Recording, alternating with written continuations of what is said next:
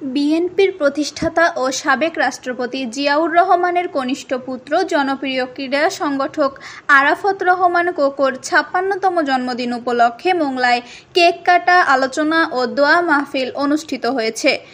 মঙ্গলবার ১২ আগস্ট সন্ধ্যায় মিঠাখালী বাজার শহীদ জিয়া স্মৃতি সংসদ কার্যালয়ে আরাফাত রহমান কোকো ক্রীড়া সংসদ উপজেলা ও পৌরর উদ্যোগে এ অনুষ্ঠান অনুষ্ঠিত হয়।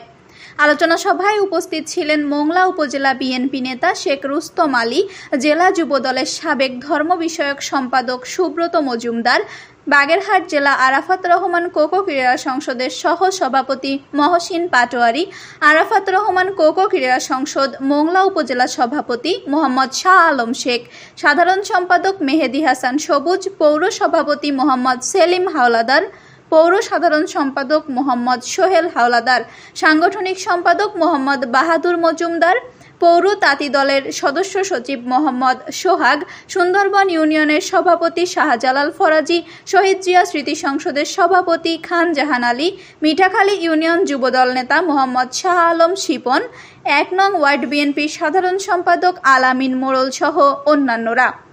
বক্তারা বলেন, আরাফাত রহমান কোকোর জন্ম হয়েছিল বাংলাদেশের উন্নয়নের জন্য, ক্রীড়াঙ্গনের উন্নয়নের জন্য। অতি স্বল্প সময়ের মধ্যে ক্রীড়াঙ্গনে বিভিন্ন কাজের মাধ্যমে আরাফাত রহমান কোকো নিজেকে স্মরণীয় করে রেখেছেন।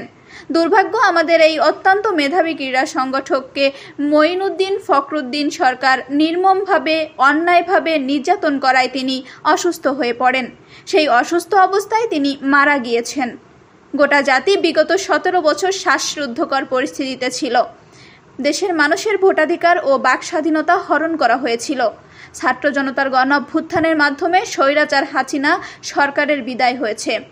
কোকো হত্যার বিচার বাংলার মাটিতেই হবে উল্লেখ করে বক্তারা আরও বলেন, দেশের মানুষ ফ্যাসিস্ট সরকার থেকে মুক্তি চেয়েছিল একটি গণতান্ত্রিক সরকারের জন্য।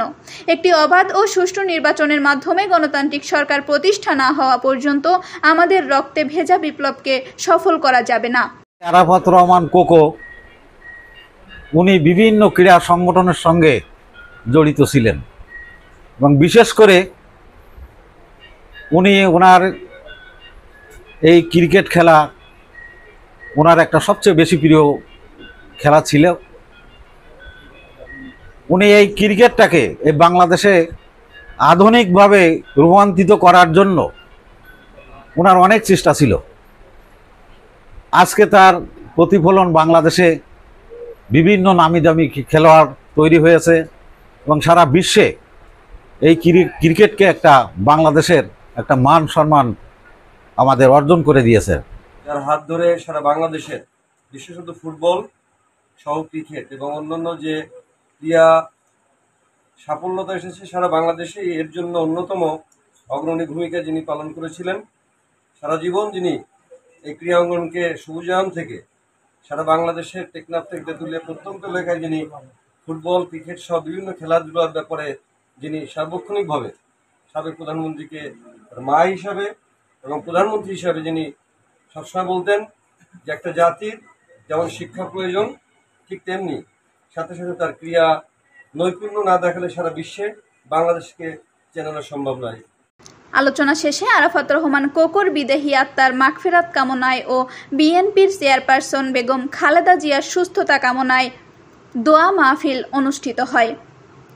Desk report, Mongla post.